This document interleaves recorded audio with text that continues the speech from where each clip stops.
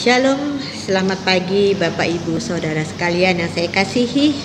Terima kasih kepada Bapak Ibu Gembala yang telah memberikan kesempatan pada saya untuk menyampaikan renungan harian pada Senin 11 April 2022. Mari kita belajar akan kebenaran firman Tuhan pada pagi ini sebelum kita melakukan aktivitas yang Tuhan percayakan bagi saya dan saudara sekalian. Namun sebelumnya, mari kita berdoa. Bapa di surga, segala puji syukur kami panjatkan kehadirat-Mu, karena pada pagi ini kami diberikan berkat yang luar biasa. Namun sebelum kami menjalankan hari-hari yang Tuhan percayakan, izinkan kami belajar akan kebenaran firman-Mu. Pimpin kami Bapa, biarlah Roh Kudus memberikan pemahaman kepada kami semua. Inilah doa kami, ampuni setiap dosa dan kesalahan kami. Kami alaskan doa kami di dalam nama Tuhan Yesus, Juru Selamat yang hidup. Haleluya, amin.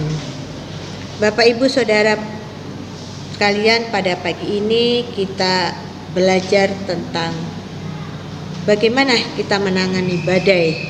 Karena ada janji Tuhan bahwa di balik badai ada pelangi. Saya mengambil dari Yohanes 5 ayat 1 sampai 18. Saya ambil dari Yohanes 5 ayat 1 sampai 18, kisah tentang penyembuhan pada hari Sabat di kolam Bethesda. Namun dari bacaan ini yang saya ambil hanya sebagai intinya adalah Yohanes 5 ayat 8 dan 9 saja. Saya akan membaca di ayat ke-8, yaitu kata Yesus kepadanya, bangunlah, angkatlah tilammu dan berjalanlah. Ayat yang ke-9, pada saat itu juga sembuhlah orang itu, lalu ia mengangkat tilamnya dan berjalan.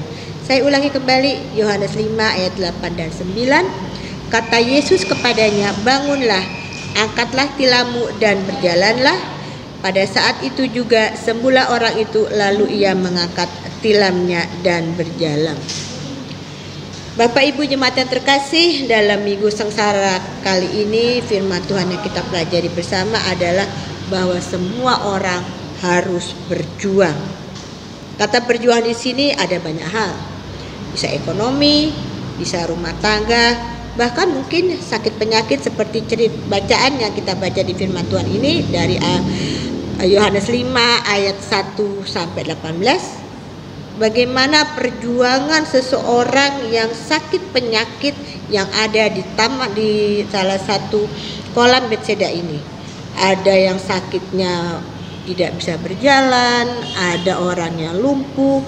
Hanya karena dia menunggu goncangan air kolam itu, dia meyakini bahwa dia akan sembuh. Kalau kita baca bolak-balik dari firman Tuhan ini, sekalipun kita harus melewati suka duka, maka di situ ada satu kebahagiaan ketika kita menantikan sebuah janji Tuhan. Kenapa saya katakan itu? Kita belajar dari firman Tuhan pagi ini bahwa pada ayat yang kelima ada orang yang sudah mengalami sakit selama 38 tahun. Itu bukan hal yang pendek yang harus dialami sakit penyakit bagi seseorang. Kalau dalam dinamika kehidupan sekarang ini ada suka duka, pahit, getir, asam, manis, begitu lengkapnya membelenggu dalam kehidupan saya dan saudara, seolah-olah kita merasakan bahwa Allah tidak ada pertolongan sama sekali dan Allah tidak peduli sama sekali dengan permasalahan yang kita hadapi. Bapak Ibu jemaat terkasih, ada 5 hal pelajaran iman yang dapat kita pelajari dari firman Tuhan kali ini. Bahwa kita harus berjuang. Dan perjuangan itu adalah sebuah hidup yang harus diimani. Kenapa saya katakan itu? Di ayat yang keempat di situ dikatakan, sebab sewaktu-waktu turun malaikat Tuhan ke kolam itu dan menggoncangkan air itu, barang siapa yang terdahulu masuk ke dalamnya sesudah goncangan air itu menjadi sembuh, apapun juga penyakitnya. Nah, di sini kita dikatakan semua yang kita hadapi, semua yang akan kita dapatkan tidak otomatis turun dari langit. Kita harus berjuang mendapatkan kasih karunia Tuhan. Kita harus berlomba. Sama seperti bacaan ini, dia berlomba untuk memperoleh kesembuhan tersebut. Kalau kita bandingkan masing-masing, di situ orang berjuang untuk mendapatkan kesembuhan di sana. Dan yang kedua adalah kita harus punya iman. Sebuah perjuangan tanpa iman adalah sia-sia. Kita ambil dari ayat yang ke-7, di situ jawab orang sakit itu kepadanya, Tuhan, tidak ada orang yang menurunkan aku ke dalam kolam itu apabila airnya mulai goncang. Dan sementara aku menuju ke kolam itu, orang lain sudah turun mendahului aku. Seolah-olah ketika dia berjuang, gak ada yang peduli sama dia. Kalau kita baca lagi, kita renungkan lagi bahwa mereka yang sedang berjuang untuk mendapatkan anugerah untuk sebuah kesembuhan, dengan sungguh-sungguh di situ ada mujizat. Itu janji Tuhan. Untuk apa bersusah payah kalau kita tidak mengimani dan tidak kita meyakini bahwa Allah itu ada, bahwa kesembuhan itu ada, bahwa mujizat itu ada. Dan kebanyakan orang-orang, sebagian besar mereka yang sembuh, mereka merasakan bahwa Allah itu betul-betul hadir, sama seperti bacaan ini. Dia merasakan sentuhan Allah dengan diimani bahwa Allah akan bekerja dalam segala usaha yang dia lakukan. Yang ketiga adalah solidaritas. Kita seringkali egois. Ketika kita sakit, ketika kita punya masalah dan melihat masalah orang lain, sakit penyakit orang lain, kita akan berpikir, ngapain kita bantuin orang, ngapain kita susah-susah sama orang.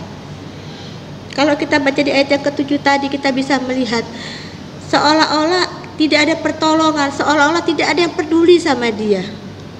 Di situ orang-orang pada mementingkan dirinya masing-masing. Dan kita yang sakit, dan kita yang punya masalah, dan kita yang sedang dalam pergumulan, kita harus tetap peduli pada orang sekitar kita. Kenapa? Karena Tuhan sudah mengajarkan kasih pada saya dan saudara. Di dalam sebuah perjuangan kehidupan kadang terlihat nyata bahwa manusia seringkali hanya memikirkan dirinya sendiri. Yang penting saya selamat, yang penting saya aman, yang penting saya bahagia. Orang lain bukan urusan kita. Bapak Ibu yang terkasih, di sini kadang-kadang egoisme menonjol. Terlihat ketika kita menghadapi masalah, secara tidak langsung akan nampak.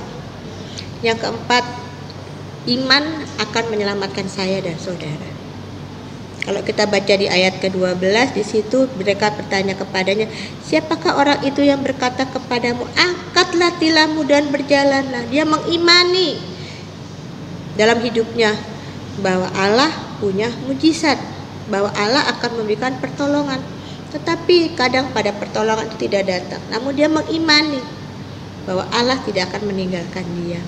Kita kadang kecewa dan putus asa karena antara harapan dan kenyataan tidak sebanding. Jangan lupa kita masih punya iman. Tuhan tahu. Sama seperti firman Tuhan ini. Tuhan tahu apa yang dialami orang ini. 38 tahun dia sakit. Tuhan memberi belas kasihan. Cuma Tuhan ingin lihat sebesar mana upayamu, sebesar mana imanmu meyakini bahwa aku ada bersama. Jadi dalam hal firman Tuhan yang kita pelajari pada pagi hari ini adalah badai itu akan berganti menjadi pelangi yang indah jika kita mengimani bahwa Allah tidak pernah meninggalkan kita. Orang-orang yang pernah alami derita di dalam perjuangan hidupnya, Tuhan memperhitungkan derita mereka. Dan pengorbanan yang mereka lakukan tidak pernah akan jatuh di tanah dengan sia-sia. Karena apa? Ada Tuhan yang akan menopang mereka. Lewat badai, Tuhan akan berkaya dalam hidup saya dan saudara. Bapak Ibu jemaat terkasih, satu hal yang kita pahami adalah Dia adalah Allah yang peduli. Dia sudah merasakan penderitaan saya dan saudara. Dia sudah merasakan segala apa yang kita rasakan. Karena dia pernah menjelma menjadi manusia. Dia Tuhan yang punya sensitivitas yang tinggi, Allah yang memiliki empati yang tinggi. Bapak Ibu Saudara terkasih, minggu sengsara kali ini Tuhan Yesus mengajarkan pada saya dan saudara sebagai seorang orang yang beriman untuk menyambut dan mengenang kematian Tuhan Yesus di kayu salib yang akan kita rayakan Jumat mendatang, bahwa Tuhan Yesus telah menembus saya dan saudara dengan darah yang mahal. Biarkan badai itu ada, karena Tuhan punya janji, lewat badai ada pelangi kasih yang senantiasa muncul dalam kehidupan saya dan saudara. Amin. Mari kita berdoa. Bapa di surga, terima kasih buat firman Tuhan yang boleh kami pelajari pagi ini. Tuhan telah mengajarkan kepada kami sebuah kesabaran, sebuah iman untuk tidak egois dalam setiap masalah yang boleh kami lewati. Kami menyadari segala sesuatu memiliki maksud. Ajar kami untuk melakukan kehendak-Mu. Terima kasih Tuhan Yesus. Inilah doa kami yang tidak sempurna. Ampuni kesalahan kami, lindungi dan berkati kami selama beraktivitas sepanjang hari. Kami alaskan doa kami di dalam nama Tuhan Yesus, Juru Selamat kami yang hidup. Haleluya. Amin. Shalom, selamat pagi, selamat beraktivitas. Tuhan Yesus memberkati.